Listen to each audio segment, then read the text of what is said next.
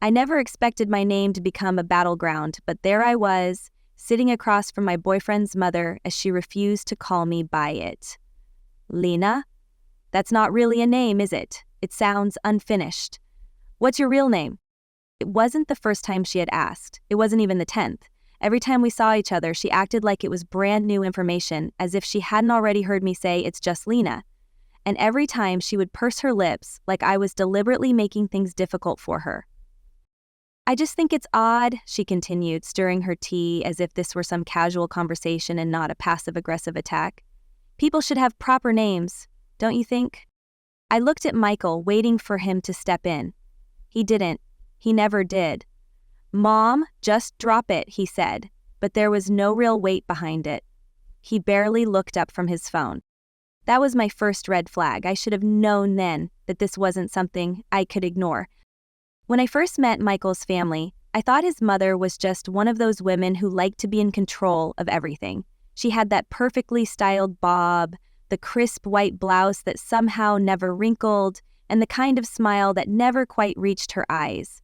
I figured she was just a little overbearing, maybe even well-meaning in her own way, but as the months passed, I started to see the pattern. She didn't just forget my name.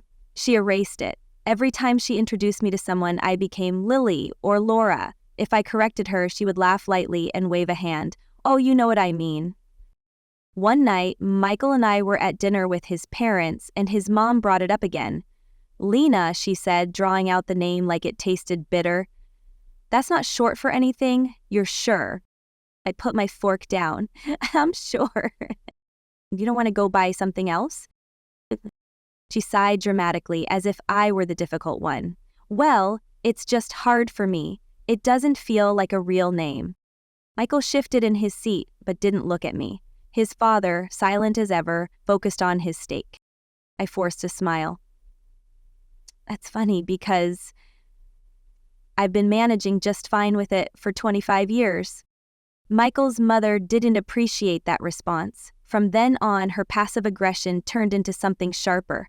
It wasn't just about my name anymore. It was about where I was from, how I was raised, the food I cooked, the language I spoke when I called my parents. You don't have an accent, she said once, tilting her head. I suppose that's good, makes things easier. I wanted to tell her that I was born in Chicago, that I spoke English before I ever learned Mandarin, that there was nothing about me that needed to be made easier for her. But I didn't. Instead, I smiled and Michael squeezed my knee under the table like that was supposed to make it better. Then came the dinner party. That was the night everything changed. Michael's family was hosting a small gathering and I had been roped into coming despite every instinct telling me not to. I walked in, said hello to his relatives, and braced myself when I saw his mother approaching. She turned to a group of her friends and smiled. Everyone, this is Lily, Michael's girlfriend. I stood there stunned, not even close this time. Lena, I corrected, forcing my voice to stay even. She blinked at me innocently. Oh, did I say it wrong? I'm so sorry, Laura. Michael chuckled awkwardly. Mom, come on. She waved a hand. It's just a habit. Some names are hard to remember. Something inside me snapped. I had let this go on for too long, let her chip away at me piece by piece. She wanted to erase my name like it was nothing, like I was nothing. I set my glass down carefully and looked her straight in the eye. That's strange, Carol, I said, deliberately mispronouncing her name as Catherine. You'd think people would remember names if they actually tried. Silence fell over the table. Her smile twitched. Michael's grip on my arm tightened. Lena, he hissed under his breath. But I wasn't sorry, not one bit. That was the moment I realized this wasn't just a petty issue. This was war, and I wasn't gonna lose. After the dinner party, I expected Michael to say something, anything. Maybe an acknowledgement that his mother had crossed a line, maybe an apology for not stepping in sooner. But when we got back to his apartment, all he did was sigh and run a hand through his hair, like I was the one making things difficult. Did you have to do that? He asked, sitting on the couch. I stared at him. Did I have to stand up for myself? Yeah, Michael, I did. He exhaled heavily. You know how my mom is. She's old-fashioned. She doesn't mean anything by it. I let out a sharp laugh. Oh, she means it. She's been doing this since the day we met and you keep making excuses for her. Michael rubbed his temples. It's just a name. Something in me turned cold. I had known, deep down, that this was where the conversation would go, but hearing him say it so casually still felt like a slap. It's my name, I said, not some random word she can change just because she doesn't like it. He looked at me then, his expression caught between exhaustion and frustration. Why does it matter so much to you? I clenched my jaw. Why does it matter so much to her? Why is she going out of her way to call me everything but my actual name? And why is it so easy for you to let it happen? Michael didn't answer. Instead, he just shook his head and muttered something about me overreacting before disappearing into the bedroom. That was when I knew I was on my own in this. The next few weeks were a slow, simmering test of patience. I tried to limit my interactions with his mother, but avoiding her entirely wasn't an option. Michael's family had weekly dinners, and skipping them wasn't something he even considered. I told myself I'd be civil. I wouldn't stoop to her level. But every time she called me Lily or Laura or some other name that wasn't mine, I felt my teeth grind just a little harder. One evening, I decided to take a different approach. If she wanted to act like this was all some innocent mistake, I would play along. She greeted me at the door with her usual saccharine smile. Lana. Oh dear, what was it again? I smiled right back. Carolyn, right? Her eye twitched. Carol. Oh, my mistake, I said, breezing past her into the house. I guess some names are just hard to remember. Michael shot me a warning look from the hallway, but I ignored him. At dinner, the game continued. Every time she got my name wrong, I called her something else in return. Kathy, Cammie, Christine. She corrected me every time, growing more and more annoyed, but still pretending it was all lighthearted. Michael was livid by the time we left. That was childish, he snapped once we got into the car. I crossed my arms. Oh, I'm sorry, I thought we were just playing the same game your mom's been playing for months. He tightened his grip on the steering wheel. You could have just let it go.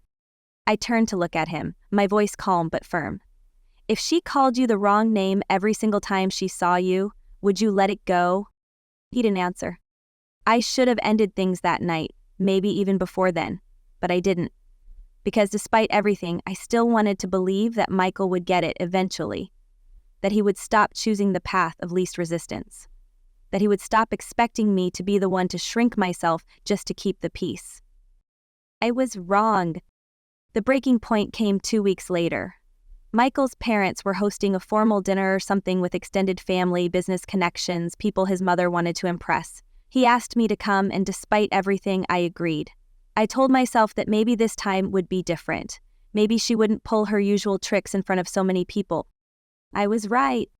She didn't get my name wrong. She didn't say my name at all. She introduced everyone, she made toasts, she told stories, but when it came to me, she would just gesture vaguely and say, Michael's girlfriend. Not Lena, not even Laura, just nothing. It was so deliberate, so pointed that I felt my stomach twist. I waited until after dinner when the guests were mingling, and then I approached her. I kept my voice light, my expression neutral.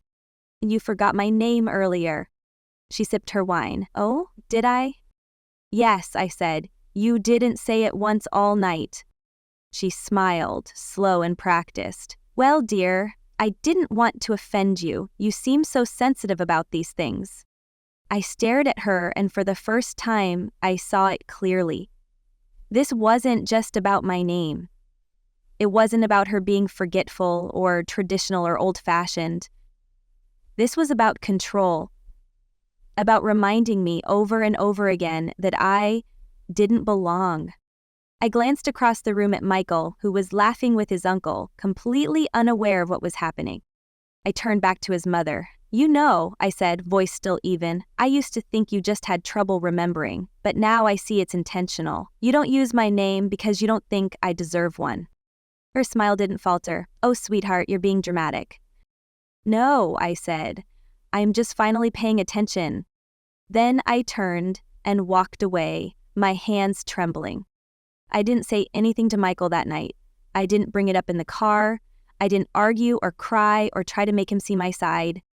because I had finally accepted that he never would. After that dinner party, something in me shifted. It wasn't just anger anymore, it was clarity. Michael's mother had spent months trying to erase me in the most subtle, insidious ways possible, and Michael had let her. He wasn't on my side, no matter how many times I had hoped he would be. He never would be. But knowing that and acting on it were two different things. I wanted to believe I could fix this, that there was some way to make Michael understand how much it mattered. So I tried. The next morning, we sat in his kitchen drinking coffee in silence. Michael was scrolling through his phone like nothing had happened, like his mother hadn't just humiliated me in front of a room full of people.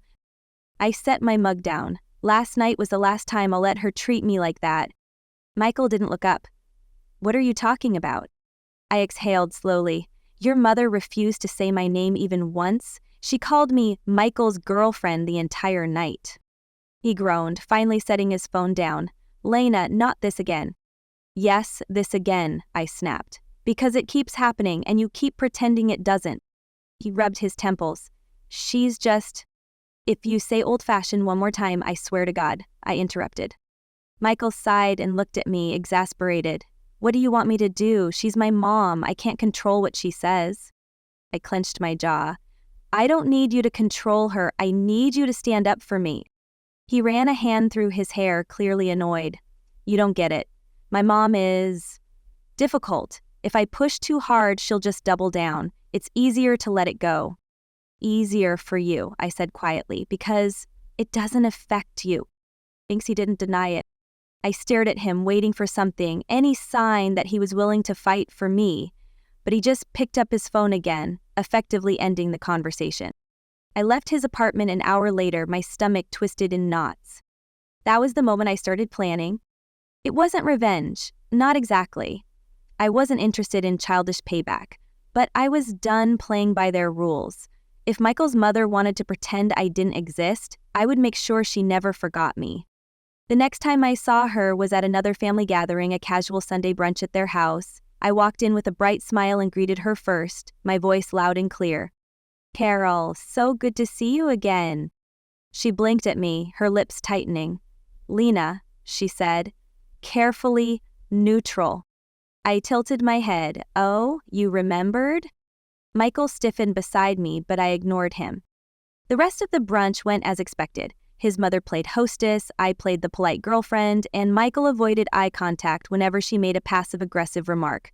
But I had come prepared. At one point, Michael's aunt turned to me with a warm smile. Lena, what do you do for work again? I opened my mouth to answer, but before I could, his mother spoke over me. Thinks she works in marketing, I think, or something like that. I set my fork down. Actually, I work in corporate communications. But that's okay, Carol. I know it's hard to remember things about people you don't respect. The table fell silent. Michael's mother gave me a tight smile. Excuse me? I took a sip of my mimosa, keeping my expression pleasant. It's just, I've told you before, multiple times. But you seem to have trouble remembering things about me. My name, my career, basic facts. I can't imagine it's accidental. Michael's grip on his glass tightened. His father cleared his throat awkwardly. Carol laughed lightly, though there was no humor in it. Oh dear, I think you're reading too much into things. I smiled. Am I? Michael shot me a warning look, but I wasn't backing down. His mother set her napkin down and gave me a long, assessing stare. You have quite the attitude, don't you?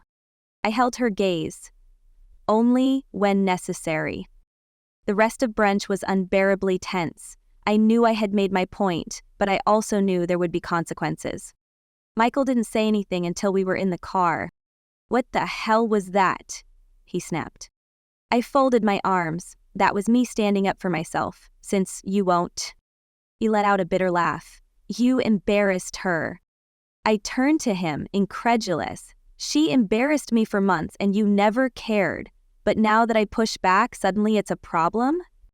Michael clenched his jaw and gripped the steering wheel tighter. You're making this a bigger deal than it needs to be. I stared at him, feeling something inside me break. I had been so desperate for him to see it, to get it. But he never would. The rest of the drive was silent.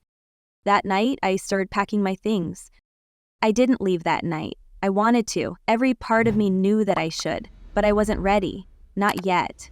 Something in me refused to walk away, without proving once and for all that Michael and his mother weren't just ignoring me, they were erasing me, and, if I left quietly, they would rewrite the entire story, turning me into the unreasonable one, the dramatic girlfriend who just couldn't fit in.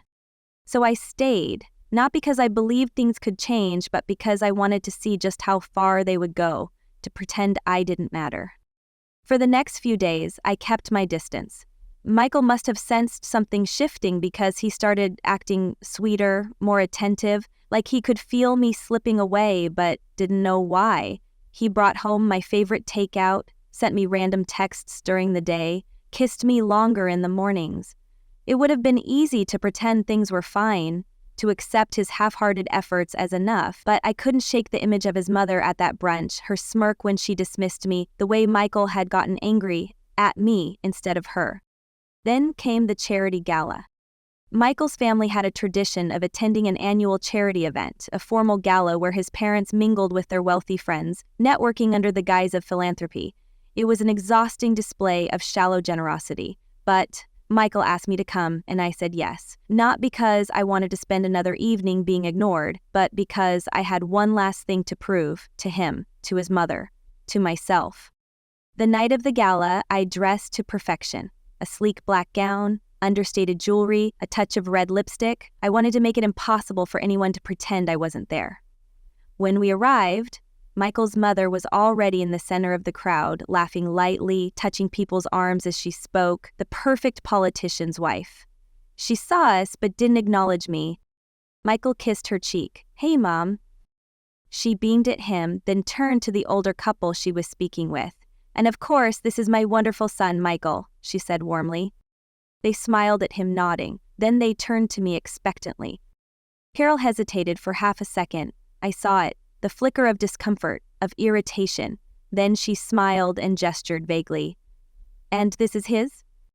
She didn't finish the sentence. She didn't even try. I stared at her, feeling something cold settle inside me. She wasn't even pretending anymore. It wasn't a slip of the tongue, it wasn't forgetfulness. It was deliberate. Michael coughed awkwardly. "This is Lena." I let the silence stretch between us, watching Carol's expression.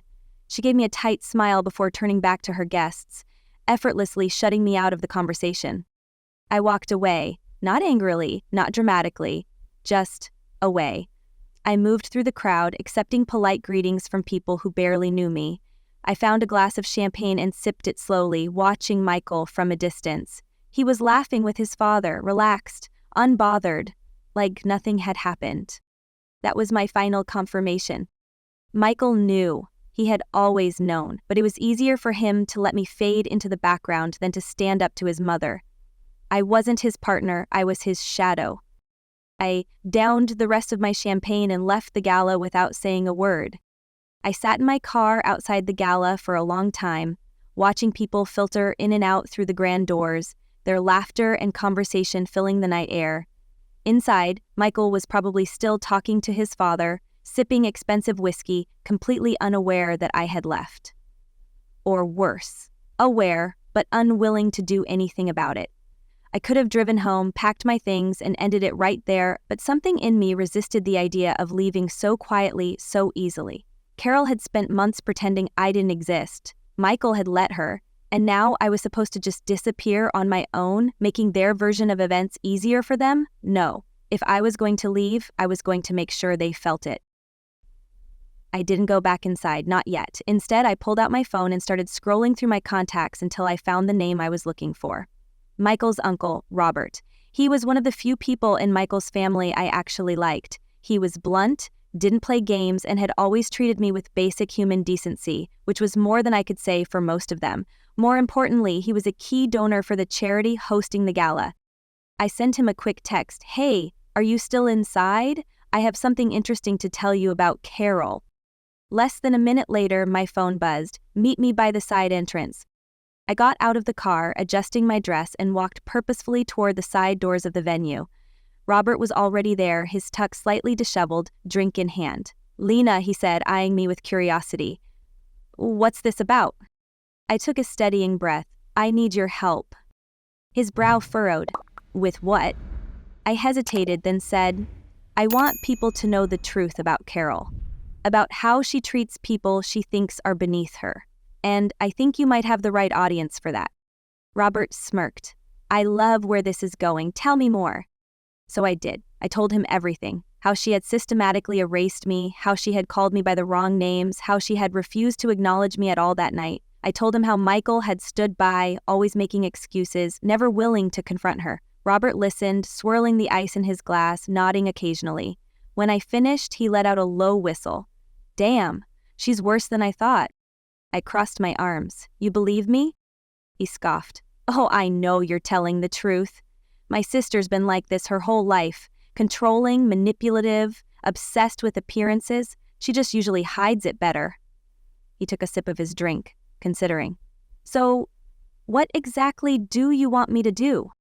I met his gaze. Expose her. Robert's grin widened. Now, that I can do. 15 minutes later, I was standing near the back of the ballroom, watching the plan unfold. Robert had made his way to the small stage where the evening's speeches were being given. The host had just finished thanking the guests when Robert smoothly took the microphone. Ladies and gentlemen, he said, voice warm and confident, before we wrap up, I'd like to take a moment to acknowledge someone very special in this room. Someone who has shown us all what it truly means to be welcoming and inclusive. I watched as Carol's smile froze in place. Robert gestured toward her. My dear sister, Carol Hudson. The audience applauded politely, and Carol gave a rehearsed laugh, placing a hand over her heart. Robert continued, for those of you who don't know, Carol has always been an advocate for kindness and respect. She believes in treating everyone with dignity, unless, of course, they happen to have a name she finds inconvenient. A ripple of confusion spread through the room. Carol's smile faltered. Robert chuckled as if sharing an inside joke. Funny thing, Carol here has spent months refusing to say my nephew's girlfriend's name. Imagine that, a grown woman struggling with 2 syllables. People started whispering. Carol's face turned pale. Michael, standing near the front, looked like he wanted to melt into the floor. Robert continued, voice casual but sharp. And tonight, in this very room, she went a step further. Instead of misnaming Lena, she simply erased her entirely. Didn't introduce her, didn't acknowledge her, because in Carol's world, if she doesn't say your name, you don't exist. He smiled. Incredible. The silence was suffocating. Carol let out a forced laugh. Oh, Robert, always the comedian. Robert raised an eyebrow. Oh, but I'm serious. What was it you said, Carol? That some names just don't feel real? He shook his head. I have to say, that's a fascinating mindset for someone who claims to care about diversity and inclusion. Carol looked around desperately, realizing too late that people were actually listening. Her friends were exchanging awkward glances, some of them taking small steps away from her. Michael finally stepped forward. Uncle Robert, maybe we should. Robert cut him off. Oh, I'm sorry, Michael? Am I embarrassing your mother? He shrugged. I guess now you know how Lena felt all these months. Michael's face went red. He turned to me, his expression pleading. Lena, tell him this is ridiculous. I held his gaze, my voice steady. It's not ridiculous, it's the truth. The murmurs grew louder. The damage was done. Carol had built her social standing on her reputation, her carefully curated image of grace and charm, and now, in front of the very people she wanted to impress, that image was cracking. Carl straightened, trying to regain control. I don't see why this is being blown out of proportion. I simply... Robert cut in smoothly. Of course, Carol, we all understand. Some people just aren't worth remembering, right? She flinched. I could have stayed and watched her unravel completely, but I had gotten what I came for. I turned to Michael, seeing the truth in his eyes. He wasn't angry because what Robert said was unfair. He was angry because it was public, because now he had to face it. I leaned in close enough for only him to hear. I hope she was worth it. Then I stepped back, lifted my chin, and walked away. I didn't stop, didn't look back. I had let them write me out of the story for too long. Now I was the one turning the page. I didn't cry that night. I thought I would. I thought I would sit in my apartment, staring at my half-packed bags, feeling the weight of what I had just done settle over me. But instead, there was only quiet. A strange, unfamiliar kind of quiet. Not the suffocating silence of being ignored or dismissed. This was something else. This was peace. Michael had called me once, a single attempt that I let go to voicemail. He hadn't texted. I didn't expect him to. He was probably still at the gala doing damage control, trying to convince himself that this was salvageable. Maybe even convincing himself that I was the problem. That would be easier for him. I had no doubt that Carol was already spinning the story, painting herself as the victim, making sure her friends knew how terribly she had been treated, but none of that mattered anymore. The next morning, I started making arrangements. I had a place lined up, a friend who had a spare room, and no questions asked. Packing was easier than I expected. So much of my life with Michael had been small, insignificant things. A toothbrush, a sweater of his that I rarely wore, a few books on his shelf. The only thing that took time was deleting him from my life. Pictures, messages, the history of conversations that, in hindsight, were nothing more than me trying to convince him to care. It was mid-afternoon when I got the text, "We need to talk." I ignored it. An hour later, another. "Please, Lena, just meet me for coffee."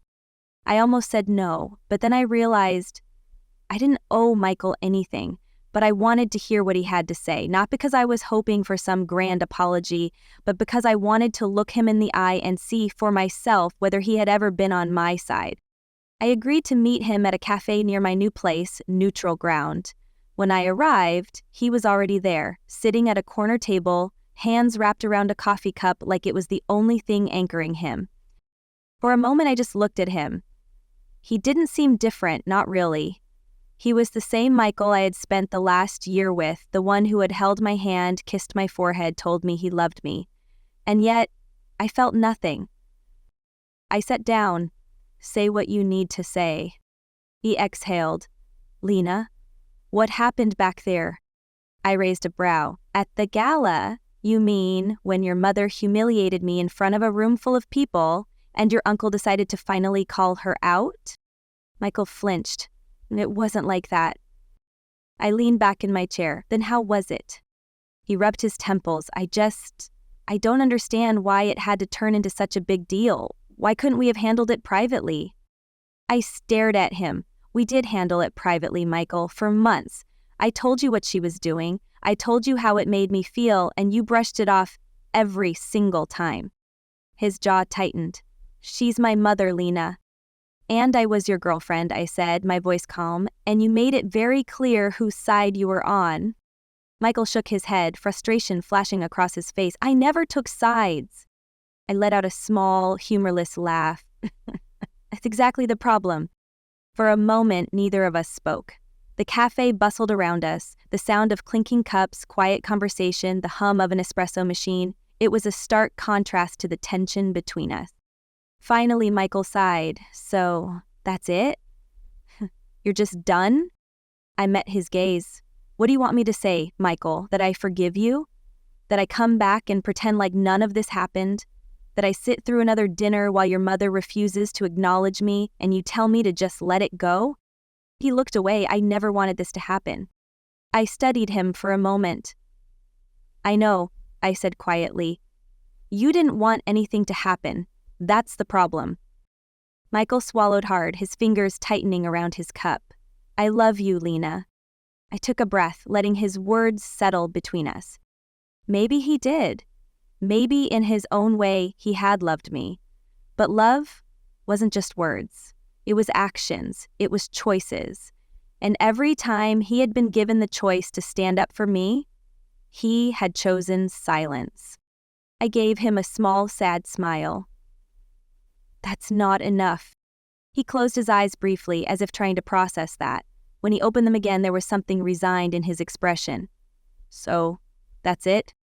I nodded. "That's it?" I stood up, grabbing my bag. For a brief moment, I thought he might say something else, might give me some last-ditch attempt to change my mind. But he just sat there, staring down at his coffee like it held all the answers he hadn't been willing to look for. I walked out of the cafe and didn't look back. Later that night, I got a final text from him. I didn't respond, not because I was angry, but because there was nothing left to say. Michael would go on with his life, and so would I. His mother would continue pretending I never existed, erasing me from conversations, from their family history, but this time I wouldn't be there to hear it. I had spent so long fighting to be seen, to be acknowledged, to be respected, and now, for the first time, I was choosing to walk away. And that was enough. A month passed before I saw Michael again. By then, I had fully moved into my new apartment. It wasn't much, a small one-bedroom with creaky floors and a temperamental radiator, but it was mine. The first few nights alone had been strange. After spending so much time shaping my life around someone else, adjusting to silence felt unfamiliar. But as the days stretched on, I found something I hadn't realized I had been missing. Relief. There were no more dinners filled with tense smiles, no more excuses, no more waiting for Michael to do something. My world had finally become mine again. And then, one afternoon, I ran into him. I had just finished grabbing coffee with a friend when I saw him across the street. He wasn't alone. Carol was with him, walking slightly ahead, wearing the same crisp, unbothered expression she always did. If she had faced any real consequences from what happened at the gala, it didn't show. Michael, on the other hand, looked different. His shoulders were tense, his face drawn. He wasn't laughing or smiling. He looked exhausted. I could have kept walking, I should have, but something made me pause. Maybe I wanted to see if he would acknowledge me, if he would finally prove that I had ever really mattered to him. Michael saw me first. His steps faltered for just a second before he recovered. Carol, noticing his hesitation, followed his gaze. And just like that, the moment arrived. Michael held my gaze, 1,000 unspoken words in his expression. There was regret there. I could see that now, maybe even shame. He had finally felt what it was like to be on the outside, and I could tell that a part of him wanted to say something, to close the distance between us, to fix whatever could still be salvaged. But before he could speak, Carol placed a hand on his arm and said something under her breath. I didn't hear the words, but I didn't need to. Michael's face shifted, his jaw tightening, and just like that, the moment was gone. He looked away first. Carol didn't spare me a second glance. She simply continued walking, leading him forward as if I had never existed at all. I felt a strange sense of déjà vu, only this time, I didn't feel invisible. I felt free. I turned and walked in the opposite direction, my steps light, my chest unburdened. Michael had made his choice long before that moment, and now I had made mine. For the first time in a long time, I didn't look back.